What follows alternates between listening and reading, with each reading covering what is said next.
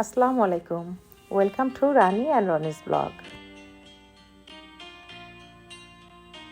আশা করি সবাই ভালো আছেন। আলহামদুলিল্লাহ, সবার দোয়ায় আমরাও অনেক ভালো আছি। আজ সুন্দর একটা ঝলমলে দিন। এই ঝলমলে দিনে সবাইকে আমার পেজের পক্ষ থেকে অনেক অনেক শুভেচ্ছা। ঘুম থেকে উঠেই এরকম ঝলমলে দিন থাকলে আসলে মনটা এমনি খুশি হয়ে যায়। আর সকালে ঘুম থেকে উঠে নাস্তা করার পর চলে আসলাম কিচেনে দুপুরের খাবার কিছুটা রেডি করার জন্য। আজ আমি বানাবো চিকেনের থাই দিয়ে স্পেশাল কাবাব।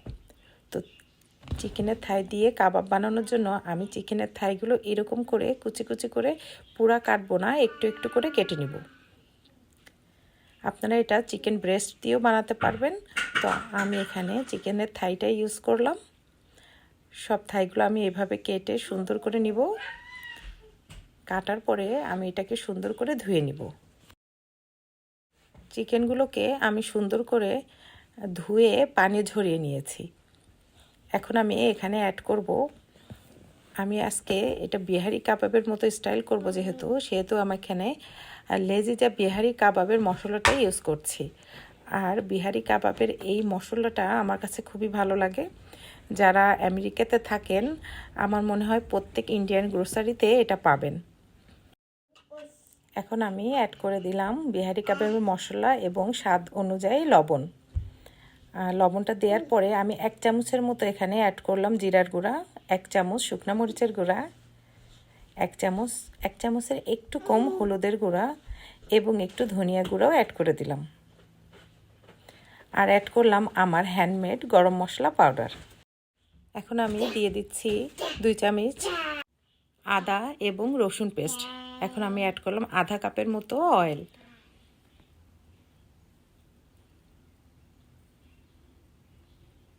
এখন আমি 2 চামচের মতো টমেটো কেচাপ অ্যাড করব এবং অ্যাড করে দিব ম্যাগির হট অ্যান্ড সুইট এই সসটা আমি এখন অ্যাড করব। এটা আমি বেশি অ্যাড করব না, 2 চামচের মতোই দিয়ে দিব। এটা আপনারা আপনাদের আন্দাজ মতো দিয়ে দিবেন, আমি এত পরিমাপ করলাম না।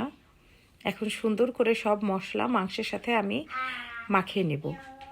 এই মশলাটা আপনাদের সুন্দর করে মাখিয়ে নিতে হবে, যেন প্রত্যেক মাংসের ভিতরে ভিতরে মশলাটা ঢুকে যায়। সুন্দরভাবে মশলাটা মাখানো হয়ে গেলে আমি এটাকে 2 থেকে 3 ঘন্টা ম্যারিনেশনের জন্য রেখে দিব। 2 থেকে 3 ঘন্টা পর আমি বের করব এবং এখানে আমি বড় 2 চামচের মতো গ্রিক ইয়োগার্ট অ্যাড করছি এবং অ্যাড করে দিব অর্ধেকটা আমার কাটা লেবু। আবার সুন্দর করে মশলার সাথে ইয়োগার্ট এবং লেবুর রসটা যে দিয়েছিলাম সেটা সুন্দর করে মাখিয়ে নিব। মাখানোর পর আমি 20 থেকে 25 মিনিট আবার একটু রেখে দিব।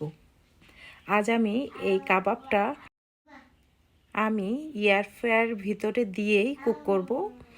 তো আপনারা নিজেদের চুলায়ও কুক করতে পারেন এবং এনি কাইন্ড অফ তাওয়া, লোহার তাওয়া কিংবা এনি ফ্রাই প্যানেও এরকম কাবাবটা আপনারা বানিয়ে ফেলতে পারেন। আমি এই ফার্স্ট এটাকে এয়ার ফ্রায়ার মধ্যে দিয়ে ট্রাই করছি কেমন হয়। তো আমি যখন বানালাম তখন আমি আসলে স্যাটিসফাইড হলাম যে এটা আসলে অনেক ভালো হয়েছে। আর এক্সট্রা যে অয়েলগুলো ছিল এই অয়েলগুলো পড়ে গেছে নিচ থেকে। তো আসলে বলা যায় এটা একটা হেলদি কাবাব।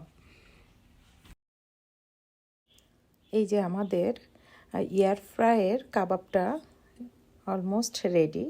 আমি আরও 2 থেকে 3 মিনিট এয়ার ফ্রায়ার মধ্যেই রেখে দিব, যেন উপরটা একটু পোড়া পোড়া হলে খেতে আরও একটু বেশি যেন মজা লাগে। এখন আমি একটা সার্ভিং ডিশে তুলে নিচ্ছি পরিবেশনের জন্য। আর আমার বাসায় চিকেন রান্নার চেয়ে এইরকমভাবে কাবাবটা বেশি চলে, কারণ আমার বাচ্চারা এরকম কাবাবটা খেতে বেশি পছন্দ করে। তো আমাকে একদিন পর পর ডিফারেন্ট কাইন্ড অফ কাবাবের রেসিপি মেনু তৈরি করতে হয় আর কি। এই ছিল আমার আজকের কাবাবের স্পেশাল রেসিপি। যদি আপনাদের ভালো লাগে বাসায় ট্রাই করে দেখতে পারেন। আমার মনে হয় খেতে খুবই মজা এবং ফ্যাট ফ্রি অলমোস্ট, কারণ এয়ার ফ্রাইতে যখন ফ্রাই করা হয় এক্সট্রা অয়েলগুলো আর কাবাবের মধ্যে থাকে না। আর আমি এই কাবাবের নিজের রিভিউটা নিজেই দিচ্ছি। আমার কাছে এই কাবাবের টেস্টটা মানে চুলায় বানানো কাবাবের চেয়েও অনেক গুণ ভালো লাগলো। আপনারাও এভাবে বাসায় এয়ার ফ্রাই থাকলে এয়ার ফ্রাইতে ট্রাই করে দেখতে পারেন। আমার মনে হয় আপনাদের সবার ভালো লাগবে। আজ আরও আমি রান্না করেছিলাম আমার গার্ডেনের ফ্রোজেন লাল শাক। আমি আমার সামারের গার্ডেনের শাকগুলো এক্সট্রা যেগুলো ছিল আমি এরকম ফ্রোজেন করে রেখেছিলাম।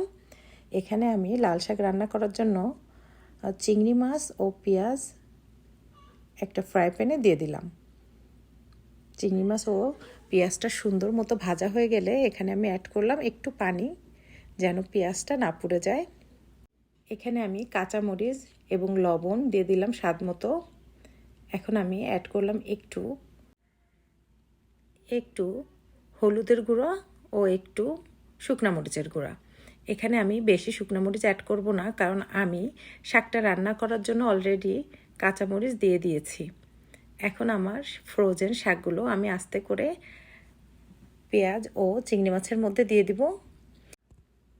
শাকটা রান্না করতে আমাদের বেশি সময় লাগবে না, কারণ এটা আমি আগেই হাফ সিদ্ধ করে ডিপে রেখেছিলাম। এটা অলমোস্ট বয়েলই হয়ে গেছে। তো এখন আমি অল্প আঁচে 5 থেকে 7 মিনিট নাড়াচাড়া করে শাকটা উঠিয়ে ফেলব।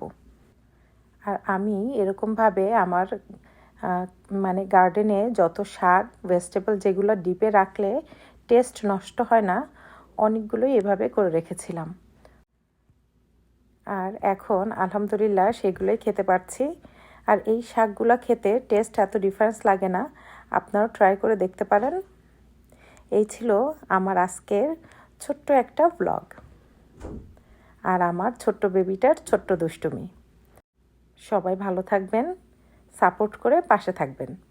দেখা হবে নেক্সট কোনো ব্লগে। আল্লাহ হাফেজ।